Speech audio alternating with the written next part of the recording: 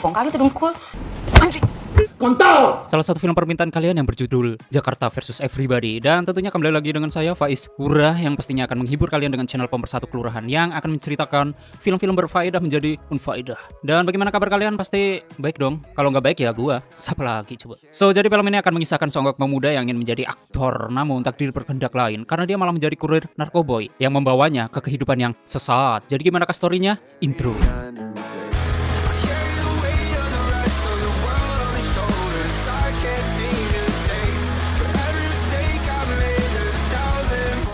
Selamat datang di channel Surah 14 dan selamat menonton. Story diawali oleh seonggok bocah yang bernama Dom. Dan Dom sendiri ia bekerja sebagai pemain film amatiran gitu. Nampak di sini Dom diperlakukan cukup tidak adil oleh para kru. Yang dimana ketika sedang berakting di sini Dom dihajar betulan oleh kru lain. Karena tidak terima dengan hal tersebut, Dom langsung mengajak bentrok kru yang menghajarnya tadi. Yang pada akhirnya Dom pun memilih pergi dari lokasi syuting. 300.000 doang bangsa! Dom sendiri dia merantau ke Jakarta untuk mengejar mimpinya, yaitu menjadi seorang aktor vokal. Karena gagal di tempat sebelumnya, Dom mendatangi salah satu tempat casting. Waktu Dom diminta untuk berfoto dan hanya menggunakan celana, di sini Dom menyadari bahwa foto-fotonya untuk bahan colai om-om.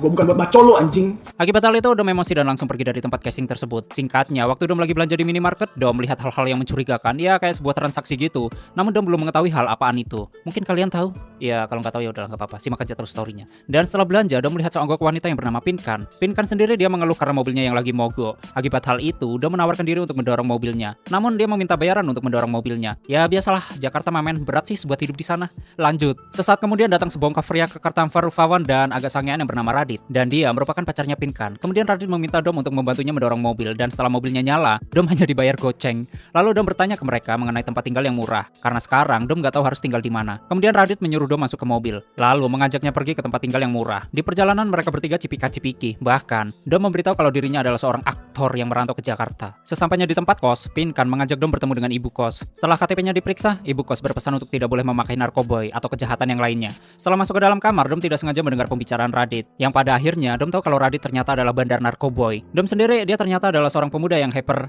colai. Karena pada saat itu Dom sedang miccetan dengan itulah. Kayak nggak tahu aja kalian, heran. Tak berselang lama tiba-tiba Pinkan masuk dan melihat Dom sedang colai. Ya, kegep dah. Kopong kali itu dengkul. Tak ada otak si Pinkan ini, tapi kocak sih. Kemudian Radit juga ikut masuk. Karena Dom sudah tidak punya uang, ia pun meminta pekerjaan ke Pinkan dan Radit. Mendengar hal itu, Radit pun langsung memeriksa tas bahkan Dom.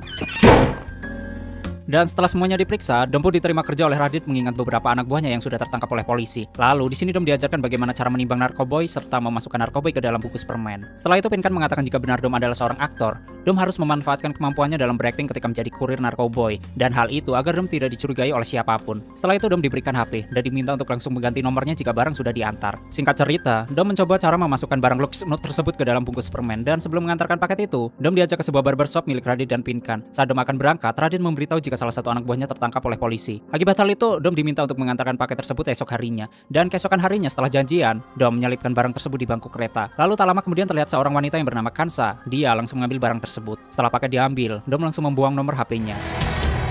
Pasar baru nanti ya. Setiap hari Dom disibukkan dengan pekerjaan barunya tersebut. Dan setelah sore hari, karena pekerjaannya sangat bagus, di sini Radit mengajak Dom untuk pesta narkoboy di kosannya, bersama dengan salah satu temannya Radit yang bernama Pai. Mereka berempat kemudian langsung memulai pesta narkoboy di pub-pub spam-spam, nge-fly sambil handstay. Dan keesokan harinya Dom diminta untuk mengantarkan paket ke salah satu kamar hotel dengan nomor 305. Namun, saat mengantarkan paket tersebut, wanita itu mengaku kalau dia tidak memesan burger. Yang padahal Dom sudah mengemas narkoboy tersebut ke dalam bentuk makanan. Merasa nomor kamar hotelnya sudah benar, Dom kembali mengetuk pintu. Hingga pada akhirnya, wanita Laksunat itu mengaku kalau dia memesan burger. Lu semua udah pada dapat list transferan dari gua kan? Beberapa hari kemudian Dom kembali mengantarkan paket di sebuah kereta dengan pembeli yang sama. Lalu Dom memberitahu kalau barangnya tidak sengaja terlempar ke bawah kursi yang di atasnya ada seorang pria yang sedang tidur. Setelah melihat ciri-ciri orang yang dimaksud, Kansa langsung mengambil barangnya yang ternyata pria yang sedang tidur adalah Dominic Tour itu. Auto balapan semajal. Setelah hal itu Dom diminta untuk kembali mengantarkan paket ke sebuah bandara. Di sini Radit memberitahu untuk menyembunyikan barang tersebut di tangannya menggunakan sebuah plaster agar orang lain mengira itu cuma luka biasa. Di dalam perjalanan Dom langsung menyembunyikan barang tersebut menggunakan plaster. Dan setibanya di bandara, ia pun lolos dari pemeriksaan yang ada di sana. Setelah itu Dom langsung menempelkan barang tersebut di sebuah kursi. Dan malam harinya Dom dan Radit datang ke klub yang dimana saat itu Pinkan menjadi DJ di tempat tersebut. Sedangkan Dom yang lagi sangwe, dia membawa seorang wanita masuk ke dalam sebuah toilet dan terjadilah perzinahan. Setelah keluar, Pinkan yang mengetahui mereka sedang berbuat apa, lagi ngapa dan bagaimana, Pinkan pun menasihati agar jangan memakai perasaan. Dan waktu perjalanan pulang, di sini Radit menuduh kalau Pinkan menyukai Dom. Radit berpikir seperti itu karena ya biasalah Radit orangnya jealousan gitu. Dan tak berselang lama Radit minggirin mobilnya, lalu menyuruh Dom dan Pinkan turun dari mobil. Setelah itu Radit menyuruh Pinkan untuk mencium Dom. Namun hal itu tidak terjadi apa-apa karena Pinkan wanita yang setia walau nggak baik-baik. Sedangkan Dom hanya bisa terdiam dan membisu karena ia sendiri juga tidak tahu harus berbuat apa, bagaimana, dan gimana.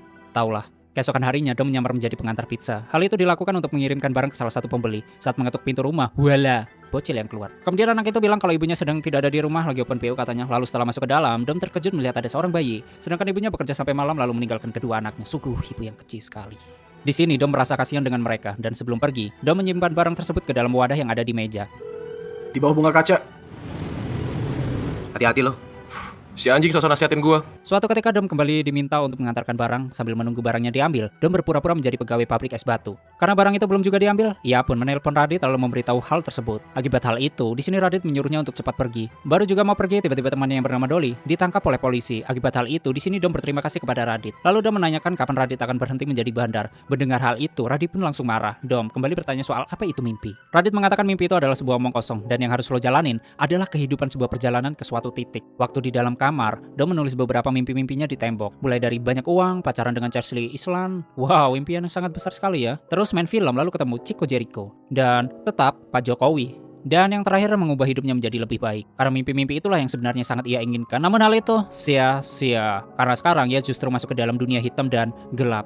Coba suruh ngisi token listrik dulu, siapa tahu mati lampu jadi gelap. Singkat cerita, Dom kembali mengantarkan paket ke Kansa di dalam kereta. Dan ketika akan turun, Dom berkenalan dengan Kansa. Kerja di mana? Prias mayat gua. Prias mayat.